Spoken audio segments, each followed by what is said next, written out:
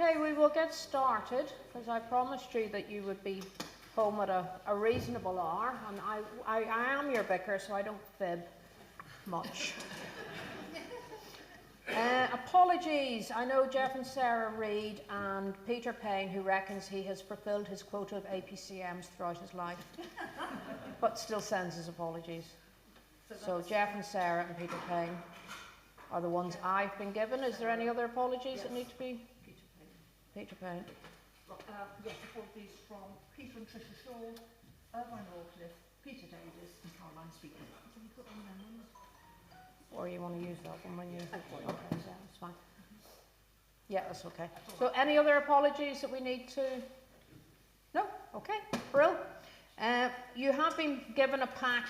We did leave this stuff there last week, but I know you've probably only just seen sight of it, but you have the minutes of the vestry meeting of the 11th of May 2025. Are you happy that I sign it? Yeah. That, can I have a proposal in a second? okay. I told you this is Anne's meeting. She just tells me what to do. Can we have a proposer that the minutes are as accurate as in Ian Robertson and Steve Edwards? Everybody in agreement? Yes. Thank you very much. So we move swiftly on to the election of church wardens for the year 2026 to 2027. Go for it, Anne. Oh. It's up. There you go. Right, we have two You need to nominations. stick it up, you go. Two nominations. Sarah Cotsworth, proposed by Sheena Edwards and seconded by Michael Waugh, and Jill Holroyd, proposed by me and Cotsworth and seconded by Fiona Martin. Have we any other nominations for church warden that we're not aware of? Okay. Are you all in agreement that Sarah and Jill sat up here like a couple of cherubs? Should be, yeah, everybody in agreement? Yeah. Thank you very much. Thank you both. So we will go to the St Peter's Formby Educational Trust report.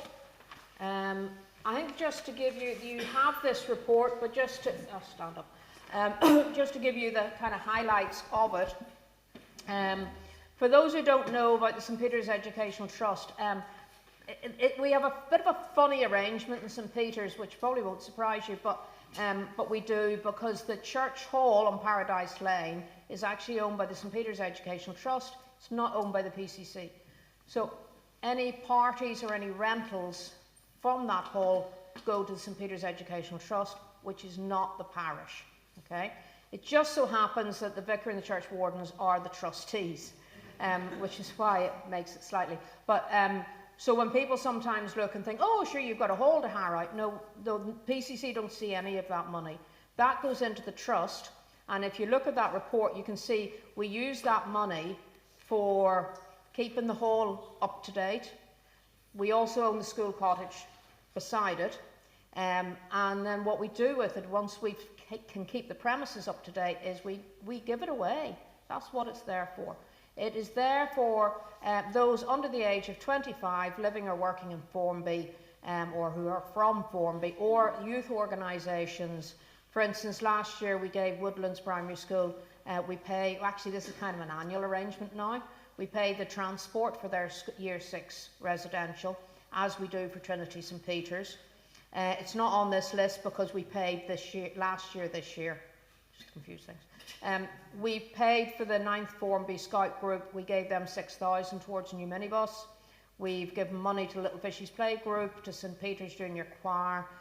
We support a number of young people going on whether Scout jamborees or the educational trips where they go further afield and they need to raise money. We support them in that way. We've also just this year given, I'm going to say shed a load of money, but I can't remember how much it is, for iPads, or am I just dated myself? What are they called? Chromebooks. Okay, I'm getting old. Chromebooks. But they use those in the classrooms, and the school, while they get money because they are not in an area of deprivation, they don't get the extra help that sometimes they require. So the Educational Trust pay for things like their annual Year 6 trip and other things. They are paid for, again, it's not this year because it's not in these accounts because we paid them this year. We pay the cathedral for their singing outreach programme, which is what the junior choir are part of. So the trust pay for that as well. And they're paid for Chromebooks for one of the classrooms. So it's all that kind of thing, and we're forever looking for more uniform groups, schools and young people to support. So it's always good to let us know. The committee, as I say, the 3 trustees are myself and the 2 church wardens. Karen Stark has just taken on treasurer, and we record a very big thank you to Shirley Potter, who has done this, who was treasurer since she left St Peter's to move to Sale. But Shirley did a great job, but has now stood down. But Karen Stark has come on as, some of you will know Karen from Formby Choral, or the fact that she sings in the choir here on a Sunday evening. Steve is assistant treasurer. Wendy Thorpe is secretary. That's us all, isn't it? So that's that group. So it's just to let you know, because sometimes we assume people know things and they don't. But that is what the trust is all about. If you want to know anything else, please just let me ask one of the trustees and we'll fill you in on that. Okay, so fast approaching the annual parochial meeting. It's the minutes of... Can I sign something? Yeah, I'll sign whatever you want me to sign. That's fine. What's the date? Have we a date? 17. Excellent, thank you. Oh, is it? I couldn't get in my bun out, sorry. I was going to come in at 5 as well. It's Norway's Independence Day. They're from Denmark. All right. Excellent. Right. Okay, so minutes of the annual parochial meeting. I've done that, haven't I? Yes. Okay. Matters. Oh, that sounded sore. No, you've done the one. You haven't done the minutes again. Okay. Can you agree, please, that the minutes that Anne wants me to sign now are fine? Yeah. Thanks.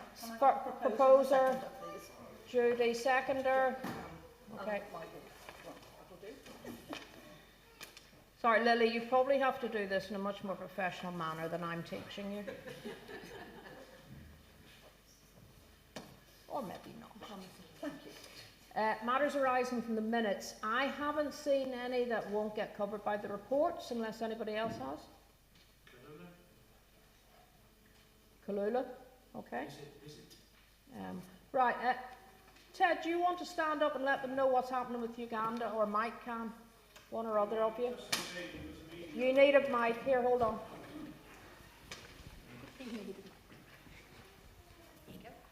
Thanks. We have a report in the June magazine about it, but there was a meeting of the Uganda Committee last week, and reluctantly, because the unrest continues in Uganda, and I just in fact read on the paper this morning that there's an emergency with Ebola now in Uganda, that we decided that we wouldn't continue with the trip in the near future, and that we would be winding down, as we always intended to do. We would be winding down our support over 3 years, over the coming 3 years, for the project. We continue this year or next year to support 20 pupils, and then it'll reduce to 14, and then down to 8. But it was always our intention to have a time limit in our support, and we feel that the school, the Women's Project and the church, that we've done what we can, we've got them established, got them recognised, and we feel now it's time to leave them to stand on their own feet, which was our intention right at the very beginning. 2 teachers? 2 teachers? Sorry? We're supporting 2 teachers? Yes, we're also supporting, because of the financial situation in Uganda at the moment, whereas the enrolment in the school has increased quite a lot, so has the number of parents who can't afford to pay fees for the school, and everybody has to pay fees for the school. So we had that meant there was a reduction in the number of teachers that were being employed, and we've agreed for the next 3 years to support a primary teacher and a nursery teacher. We will pay their salaries over the next 3 years. Thank you. Can I just put something in there? I was asked by the maker Yep. a while ago to make a banner for you to take next time you went, but as you can realise, I can't use a sewing machine at the moment. Yeah. So So we can put it on hold for a bit. It could be ready when it's ready. Brilliant, that's fine, thank you. Thank you. Absolutely. And our contact is Sheila Williamson will continue to go out at least once a year, because Elizabeth, who is the reason the project all started, is very much family. So she's going out every year anyway. So we will make sure that she always takes full luggage. So yeah, she can It take. could be it's about just a bit bigger than that. Yeah, perfect. No, that's great. And the thing is, Sheila is out there at the moment and plans to visit the school at least 3 times. So she'll give us a report when she gets back. And we sent her out with money that if she sees a need, you know, the smaller kind of stuff while she's at the school, she can agree to pay for things if necessary. So she'll let us know when she gets back what's happening. Mike, have you anything else to add? No, other than the funding of the teachers and the funding of the pupils. There you go. We currently have enough money in the fund, sorry. If you didn't hear me, I'll start again. With regards to the funding, we looked at the funding over the next 3 years, and we currently have within the budget of the Uganda Fund enough money to finance that. That's taken into account probably a 5% inflation. So we might need to come back to the parish and say we need a bit more money, but it shouldn't be a great deal more than we currently have available. Okay, thank you. Thank you. Yeah. So if you want to know anything further about the project in Uganda, please initially, I think, talk to Ted and Mike, but indeed any of the committee. So, is that okay? Anything else that you feel might not come up? Okay, Sheena.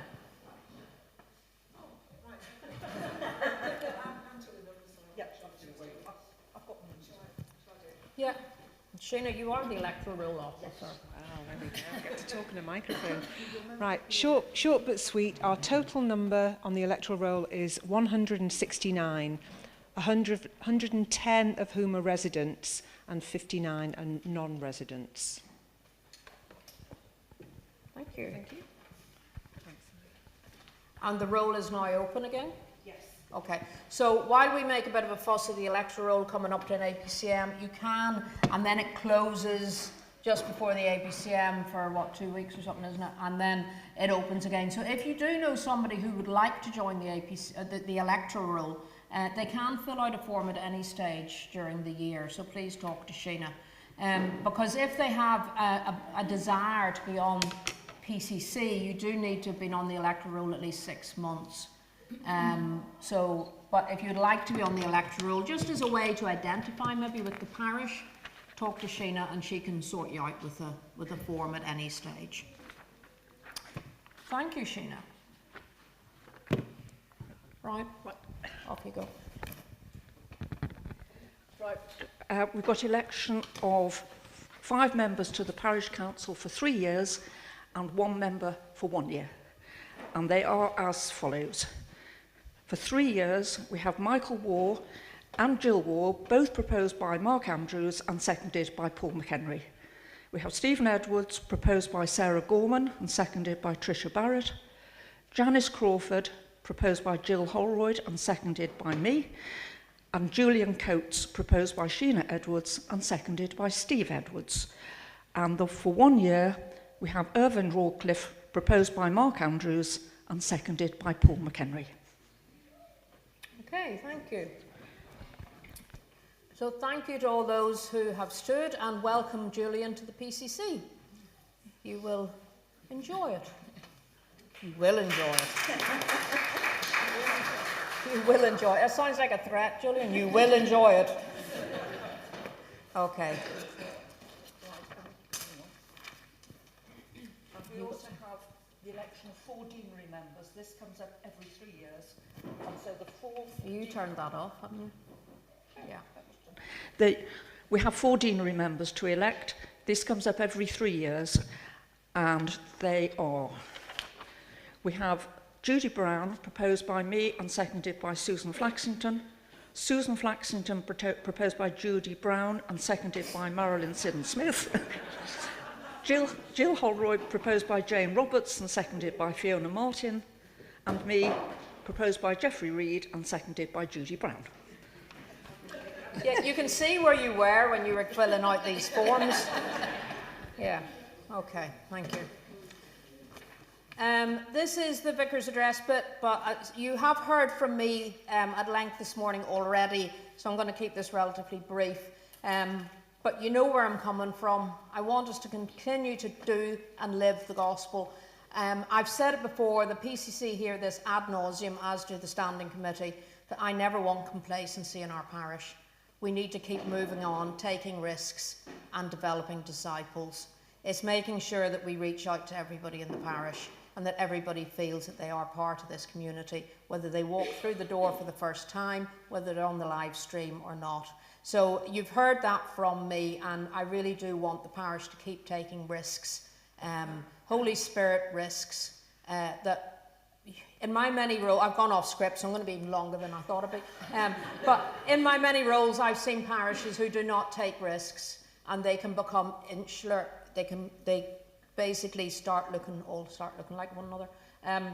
But sorry, this is on live stream too. Shut up there. But we can never risk it. The thing I love about this parish is we are quite an eclectic bunch, which is going to be the death of Lily, I think. But that is a wonderful thing to have a community where there are so many different personalities and people that can fit into this community. And that is so precious that we can't lose it.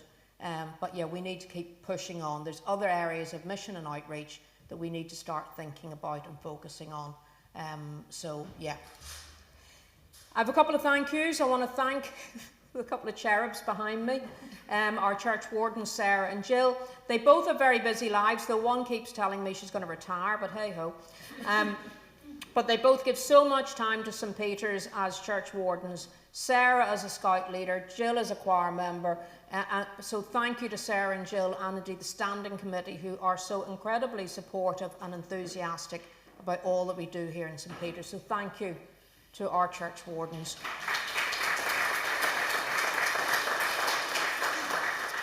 None of us like talking about money, but without the very generous giving of so many, we would not actually be able to do all that we do in St. Peter's and beyond.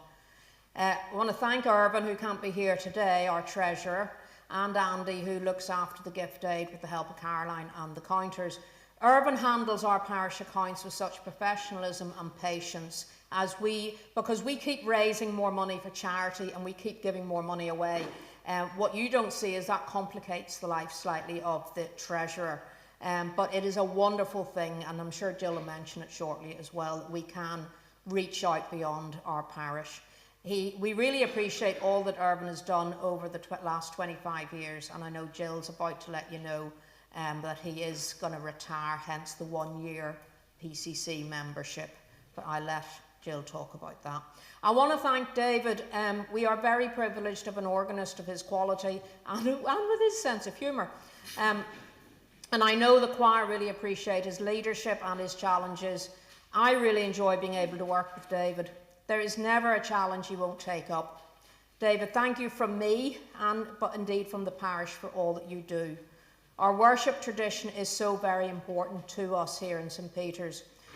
For some vicars, their organist is one of their greatest challenges and stresses. But I am very thankful it is the opposite for me, even if he sat there with Ted looking like the pair out of the Muppet Show. Another stress for a lot of clergy is their PCC. There are clergy who dread their PCC meetings. But thank you for our PCC for your encouragement, your interest, and being able to laugh together. And for the committees that you all serve on, and your generosity of time and energy.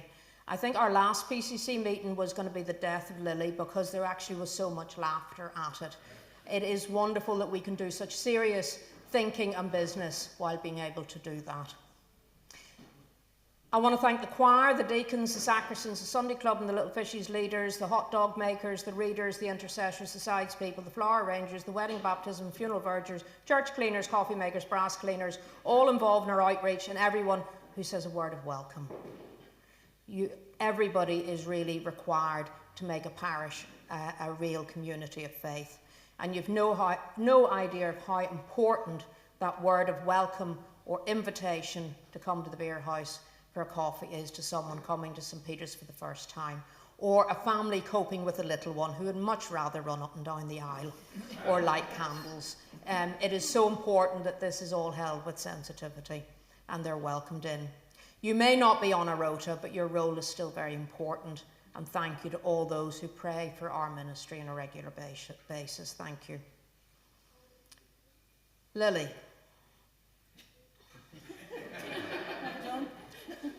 Lily, thank you for your ministry amongst us. The care you show in your pastoral ministry, whether with grieving families, house communions, or the chance encounters. The work you've done supporting our young people who are so important to us, which I know they appreciate so much, even our rather quiet confirmation candidates this year. It's like getting blood out of a stone. I know so many have appreciated your ministry and enjoyed seeing you relax into ministry and gaining confidence with your own gifts to be a compassionate and inspiring priest. I'm going to make you cry in a moment, aren't I? Thank you for being a supportive and trustworthy colleague. And it's now hard to think of St. Peter's without you here. But I also know that you didn't really expect your curacy to be this much fun. But it is a wonderful part of St. Peter's that we can laugh together while being quite serious in ministry as well. So thank you for your sense of fun and your ministry.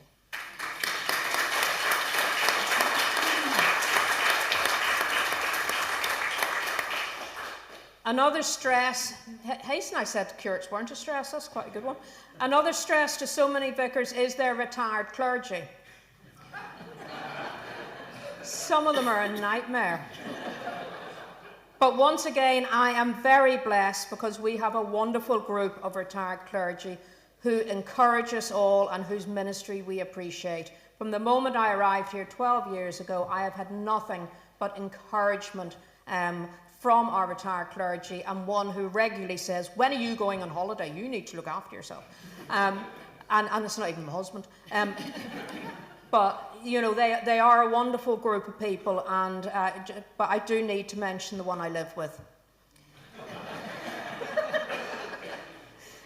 Ted, thank you for your support when I take on extra roles, such as Associate Archdeacon. That will be finishing shortly.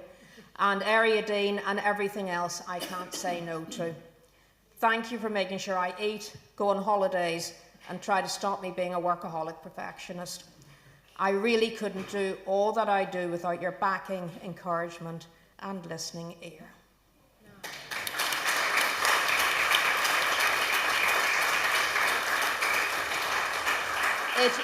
It is impossible to thank everyone individually, or every role individually, because it is such a big parish with so much happening. But as I said earlier, our parish is for everyone together, whatever age and whatever we do, we are all needed. We don't always get it right, but we can't help but try to get it right. Thank you to everyone who is part of St. Peter's in whatever way. It is a very special place and a privilege to be your vicar. So thank you for your support and love.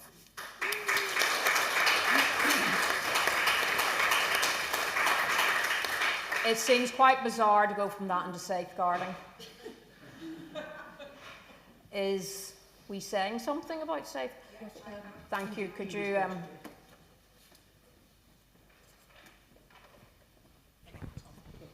Right, we'll keep this short in the...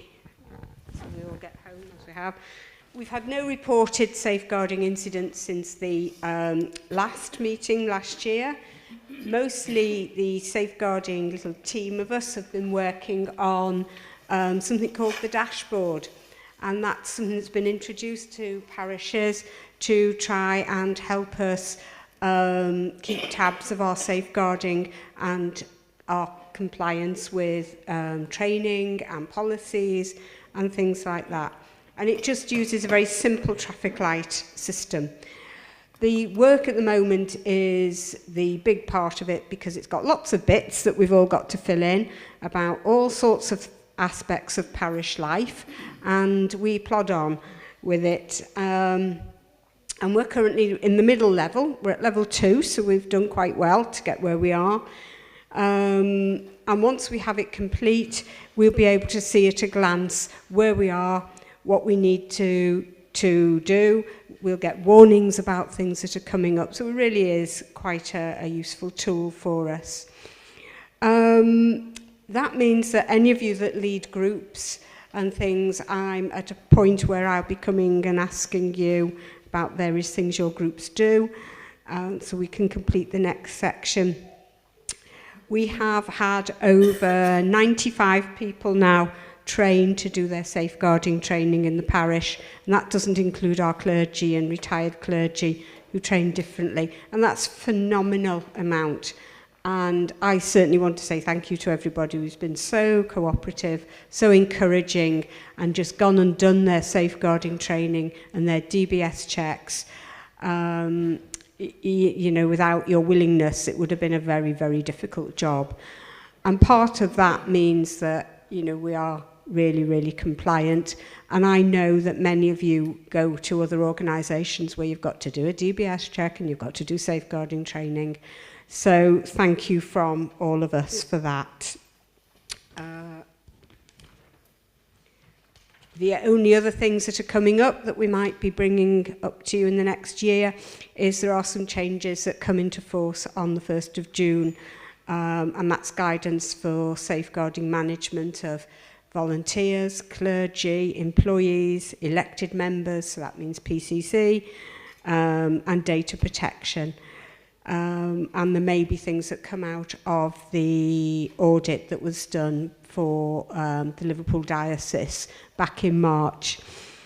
We now have an email address for safeguarding for non-urgent matters, and that's on the back of the parish magazine. But really, I just want to thank you for your helping me to get as much done as we already have. It's been really good. Thank you.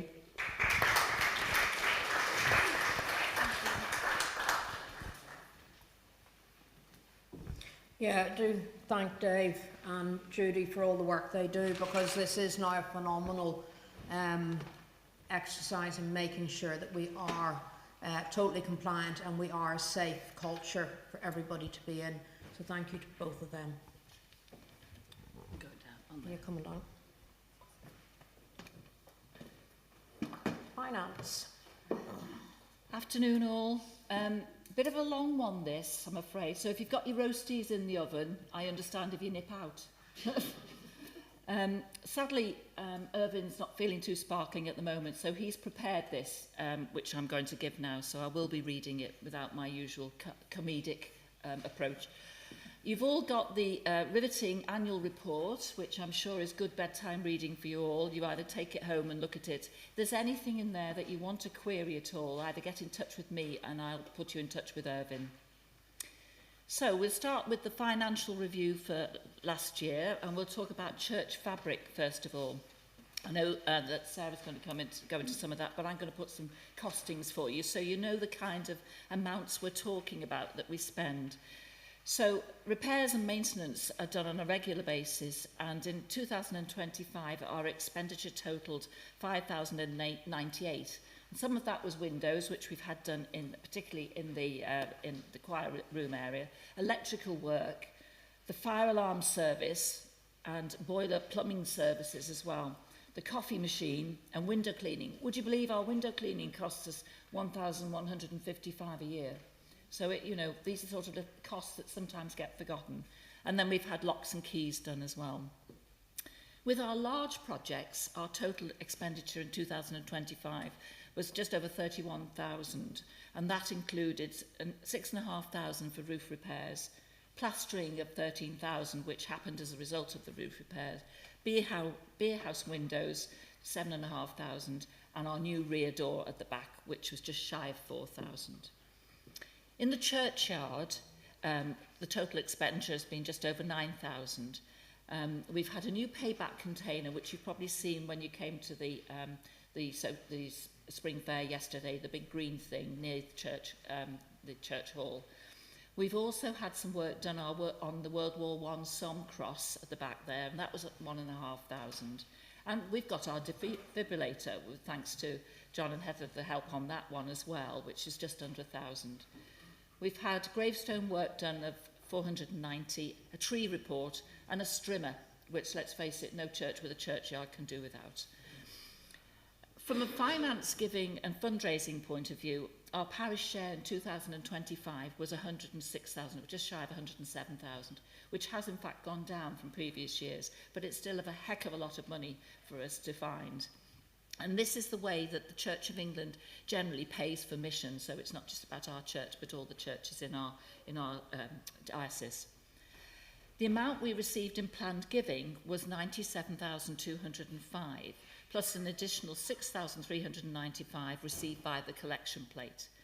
Gift aid tax reclaimed was 25,669, which includes 1,500 under gift aid small donation scheme on loose place collections. So we virtually covered our parish share with the giving. But then, of course, we've got the running of the place to go on top of that. And I think that equally is what we need to take home as a message. We're covering the parish share with our giving, but not much else. A large number of givers now use the parish giving scheme, which allows direct debit payments to be made from their bank. The scheme provides many benefits and supports an annual review of giving. We'd encourage anybody who's not in it, who wants to give regularly, to go into that scheme if they would. We've also got card readers. I mean, let's face it, who has cash these days? Not many. And that's brought more diversity to our giving, and it enables donors to make immediate online payments without using cash or issuing a cheque, which incidentally costs us quite a bit through the bank when we have to process all that. The Uganda project's been mentioned, and it continues to be extremely well supported, and we really appreciate all those who contribute financially to that support. So a magnificent total figure of 12,184 was received last year, and the expenditure on this project was 6,308. Special thanks are given to Mike Fletcher, who for several years was the treasurer of this project, before relinquishing his role towards the end of 2025. And of course, our new treasurer is Mike Moore. So many thanks to Mike. And we already know from what's been said about who we're being supporting through that and the teachers. Christmas Tree Festival. The Christmas Tree Festival was well attended and supported, and a great success, with a total of £5,429 being raised. A total of £1,772 was collected and distributed to 16 charities, which is fantastic news. Voluntary income. A total of 9,770, which incorporated 10% of voluntary income received. In other words, this is our tithing of whatever we get in, we give to charity. And we donated to many local, national and overseas charities during the year via oversight from the Horizons Group. Thanks to Paul McHenry and his team for doing this work. Additionally, £1,000 was set aside for the Uganda Overseas Development Project, Kalula, 1,000 to the Mission Fund, and 420 to the Deanery Mission and Growth Fund. 25 charities benefited in 2025. I think we have to do a bit of backslapping on this. We do an amazing amount of work for charity and raise a huge amount, and I think we should be very proud of that. We always want to do more, but I think it's a fantastic achievement. Additionally, special collections throughout the year raised funds totalling 6,910, including gift aid, which benefited 7 charities. 50% of donations received at baptisms are shared by the PCC with a nominated children's charity. This resulted in a total during the year of £266 being given to Ronald McDonald House this year. Other funds. Due to the impact of COVID-19 in 2020, a fund was set up, the Horizons Emergency Fund, to assist with pastoral needs in the parish. So this happens particularly if Anne hears of anything that some support families or anybody needs. In 2025, income was 444 and expenditure 388. We still have 1,500 in our funds. Financial review. As we know, our church is nearly 280 years old, a real old girl, and is expensive to maintain. To illustrate this, since 2012, wait for it folks, we have spent 207,000 on roofing alone, which puts things into perspective. Each year, a budget plan is approved by the Parochial Church Council, and performance is monitored regularly through the year at meetings of the various committees. Any variations in the budget are addressed and appropriate actions taken. The planned giving and plate collection incomes levels increased over the year, and this included a large donation of £10,000, for which we're very grateful. 3 legacies were received, totalling 102,025. We had 100,000 from Gillian Hill, 1,000 from Wilf Bushell, and 1,025 from Iona Stanley. The bequest from Gillian Hill specifies that 50% to be spent on fabric and 50% on mission. We acknowledge that these funds are very gratefully received and will assist greatly towards the work and mission of the church. We're also very fortunate at St Peter's to have substantial trust funds which have provided a regular stream of income over the years, despite the intervention of somebody across the pond, shall we put it that way. We continue the need to increase our voluntary income to meet our increasing commitments, which includes the parish share. Voluntary income refers to funds received through donations and grants. Our overall financial outcome in 225 resulted in a net gain of 4,207, plus we benefited from the £100,000 legacy. Investment losses, brace yourself again, were 20,000, resulting in an overall position of 84,197. I suspect any of you with investments are feeling that yourselves. Our investment properties, Victoria Hall and 3 Kenton Close, Lily's house, were valued in 226. And these movements have been incorporated in the financial statements. Victoria Hall was valued at 220,000, and the rental income for that came to a total of 13,494. As you know, we have the Formby School of Dance that is our regular tenant there. The curate's house, Lily's house, beg your pardon, Lily, was valued in 2026 at 335,000. Performance of investments, we're back on that one again. It's seen in the long term and is subject to ongoing monitoring by the Finance Committee. CCL, our fund manager, who manage the CBF Church of England investment funds, recognise that the business cycle is over a period of years, and their aim is to grow the capital in CBF investment fund and generate an income which will protect against inflation. CCL investment income in 2025 amounted to 16,661. The performance, again, the Finance Committee look at all our investments. So it's overall been one heck of a very busy year. We've supported over 50 charities, and it's particularly pleasing to report that we actually have a surplus in this year. Irvin would like to pay tribute to various people. Paul McHenry, Steve Edwards, Andrew Greenier, Mike Waugh, Caroline in the office, and of course Anne, the vicar. I'd just like to add something to Irvin's report, and sadly Irvin has decided that he needs to relinquish the position as Treasurer for St Peter's. As Anne said, he's been in the role for over 25 years. A truly magnificent effort, I think we should say, and he's provided a fantastic service to the church. So on behalf of the Standing and Finance Committees and the PCC, I'd like to say a huge thank you to Irvin for his hard work, dedication, scrupulousness, and talent in keeping our finances in safe hands over the years.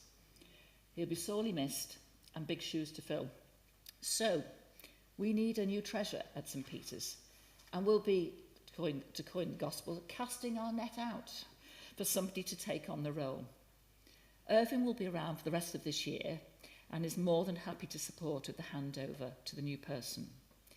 So if any of you feel you could take on the job of treasurer for the parish or know of anybody who has the skills and might be interested, can you please get in touch with Anne, me or Sarah so that we can let you know more about the tasks and responsibilities. Many thanks on that one. And finally, I've got to say, on behalf of us all, I think a huge thanks to Anne for being such an inspirational leader of our church. She's hardworking, she's compassionate, tenacious, dedicated, and also a great deal of fun. And that's despite the boys in red not getting the script this season for our team. She's managed to maintain her sense of humour. So thank you, Anne.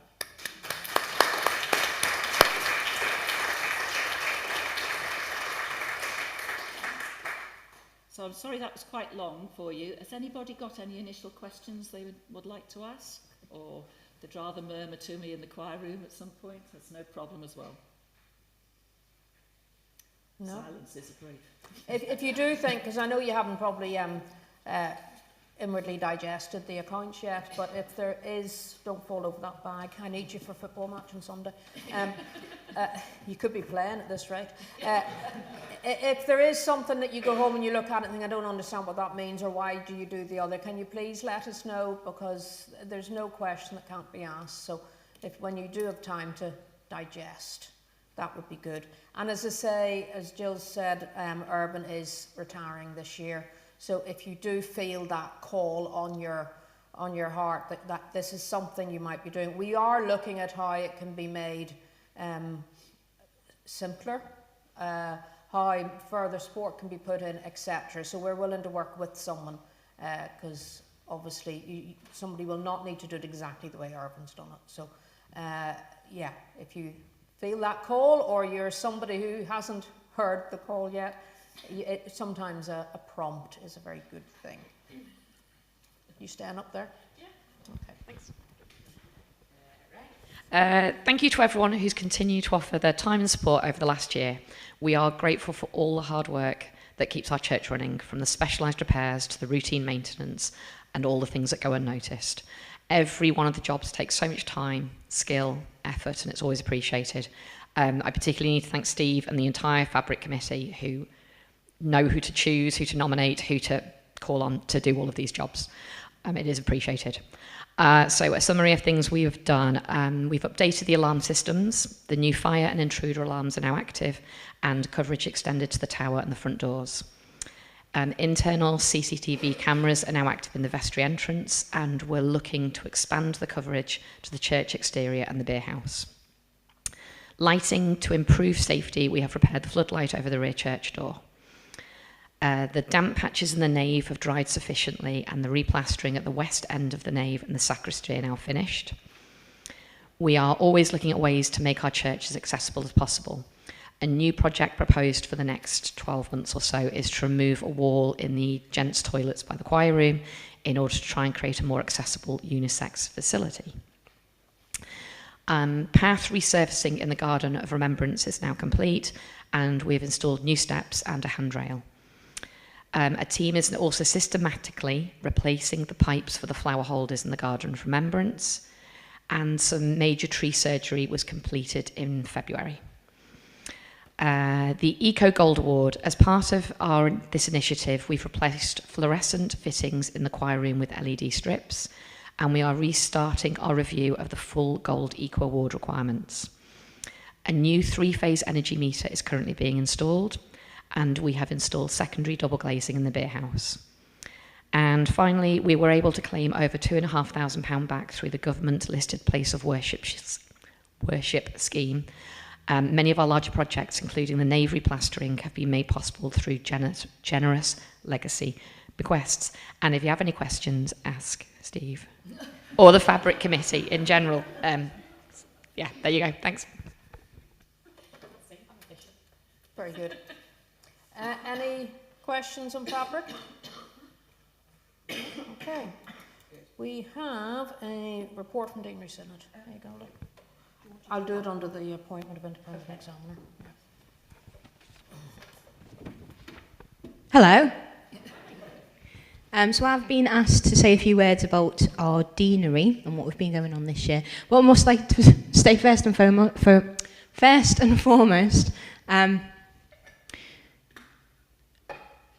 I laugh so much in this place that sometimes I have to take my collar off by fear of choking myself. That's what's referred to of this place finishing me off, which is a lovely thing to happen. Not that. Sorry. I have a lot of fun here. Right, deanery. Anne is a phenomenal area dean, as you can well imagine in his style of leadership. The initiatives that we have within our deanery grouping is for clergy to get to know one another and support each other in that ministry, and that's a wonderful thing to come into as a curate, but also to learn from. So over the last year, we have regular chapter meetings, Our clergy overnight are at Worley Abbey, where it's a chance for clergy to gather, to pray together, and just have fellowship, get to know one another. And that happens each year. We've engaged in various diocesan training, including unconscious bias training, and chapter meetings are kept fun and light and informative. The Reverend Nathan Thorpe, formerly of this parish, took a lead on our deanery Lent book that we compiled this year, which included various different voices from across the diocese and across the world with our links. And that was really, really well received, including from bishops and whatnot. There was a lot of encouragement in the fact we were able to produce that as a deanery. We've had confirmation services together as a deanery, and various services, including Ascension Day, that have been going ahead. And Anne is going to talk a little bit about how Fit for Mission across this deanery has potentially going to affect some of the parish boundaries of some of the churches. Is that everything? Wonderful, thank you. Thank you, Lily. Yeah, just to fill you in, obviously you'll remember Fit for Mission, and the fact that we've 14 churches and 3 voted to go into the acting if.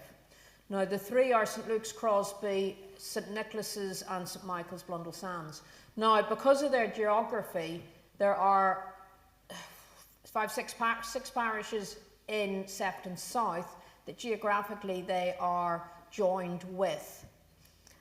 So those 7, 8 parishes are now in the acting if stage of Fit for Mission.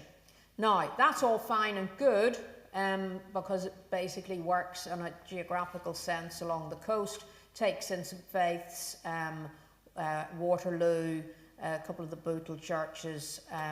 So geographically it works. The complication is that they cannot officially, legally become a larger single parish and be in 2 separate deaneries. When I started as area dean, I think it was 10 years ago now, I walked into us changing deanery boundaries, which is when we got St Giles, Aintree and McGullum Melling. So we're back there again 10 years later. So now the big job is to work out how we do this, and those conversations are starting. It won't massively affect us, but like 2 options that have been proposed so far, remembering this is on the live stream, the 2 is at the moment is that we just let the 3 go and we become a smaller deanery. Option 2 has been that we just become one big deanery with a larger single parish in it. But there's a few of us feel there's probably an option 3 and an option 4. And the deal now is that we need to consult to see what is the best for all the churches involved. But it was important that if they wanted to do Fit for Mission, they were allowed to be able to do that. But it just has this added complication of how we deal with 2 deaneries and to get them into 1 deanery. So that's happening. As I said, it doesn't massively affect us, but it's good for you to know what is going on beyond our parish boundaries. So once we get into the consultation, I will keep you informed of what's happening. So there we go. Any questions on the deanery? Okay. Thank you to our deanery reps who came along to the last deanery synod, which was last Monday evening. And the diocesan secretary, Sharon Parr, came and spoke, and I think we'd all agree she did a phenomenal job. Her diocesan secretary is a really silly title because she's really a CEO. She's a director. She's far more than what that title seems to say. She does an incredible job, and the things that she carries between what happened. She basically arrived as we lost both bishops. That she walked straight into that. They've had a cyber attack recently. She has to deal with all the safeguarding issues that came out of us losing bishops. She has had a quite incredible year, and yet she is so humble and caring, and Very genuine. a very, very genuine person. Yeah, so we are so fortunate to have her. So I would hold her in your prayers, because her role is very important in the diocese, as she is remodelling in her very gentle way. So thank you very much. We need to propose the accounts from last year. So could I have somebody to propose them, please? Ian Robertson, and who else was there? And Tony Ashcroft. All in agreement? Thank you. And we need to appoint our independent examiner, who would be Harriet Hughes. Would somebody like to appoint Harriet Hughes as our independent examiner? Jill War and... Oh, she's behind me. Jill Holroyd. That's fine. 2 Jills. Yeah. Everybody in agreement? Harriet Hughes do a fabulous job for us. They are very, very supportive. So they are very good. So our thanks to John Hughes and the team for all their support. Brill. I don't do any other business in PCC meetings because I feel PCC should always have enough time to think about a subject, and it can't just be dumped on the table, because that's when wrong decisions can be made. But there is any other business. If somebody wants to bring something up, I can't guarantee to answer it, but we might put it on an agenda or get an answer. Does anybody have anything they want to say? This is your moment, or hold your peace. Okay, I'll take that as happiness. Thank you all for staying on. I know it was probably slightly longer than we'd anticipated, but thank you for your support and for staying on after this meeting. It really is appreciated. And the sun is shining and there is blue sky, so please enjoy the rest of your day. Thank you very much. Okay, PCC members, if you could, Anne says you have to stay, it's not my fault. Could you just have a very quick meeting so we can appoint a lay chair and whoever else? Thank you.